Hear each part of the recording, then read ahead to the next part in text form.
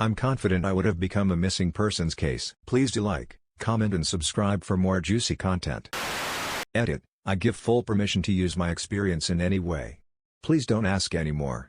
Give credit or don't. I apologize in advance since I'm not a good writer, but I'll do my best to share my experience.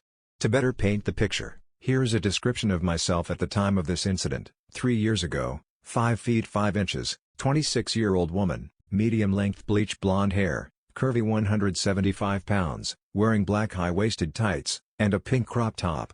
3 years ago I was walking home late at night from my friend's house. It was dark, and at the time I lived in a rough part of a large city. I've had many sketchy situations that I have gotten myself out of, so I guess I felt sort of invincible, like nothing truly scary could happen to me. When I walk alone I always stay very alert, and aware of my surroundings for my own safety just in case. About halfway home, and roughly 10 minutes to my apartment, I noticed a van started tailing me. I was used to this since in my city it's very common for a young woman in a rough area to get propositioned for sex. It's embarrassing how desensitized to this I was. I did my usual, and crossed the road so that I would be walking beside the traffic heading in the other direction. I wasn't scared, just annoyed. The van then turned down a side street, then back onto the road I was on, and pulled up to me. At this point I still wasn't scared. Again, this has happened so many times, and it never mattered if I was wearing something that showed more skin, or if I was wearing a winter coat zipped from just below my chin all the way down to my ankles. That area is notorious for that type of activity. I decided to be firm and told the person sternly I'm not interested. I noticed there were 2 men in the van. They looked almost identical, and may have been twins or brothers. Both men had a very dark complexion, dark eyes, and short dark hair. The van didn't move. I was super annoyed, and crossed the road again to get away. At this point I figured this would be enough for them to stop following me. They didn't. They kept circling back every time I crossed the road.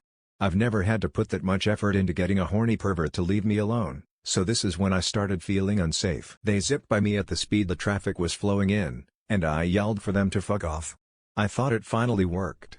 It had been 3 minutes, and I hadn't seen the van, so I thought I was in the clear. Just in case, I pulled my phone out, and was getting ready to call my sister that I lived with.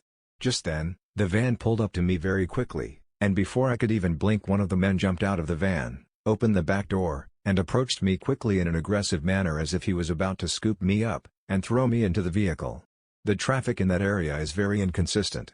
It was dead, and I imagine that is what they were waiting for.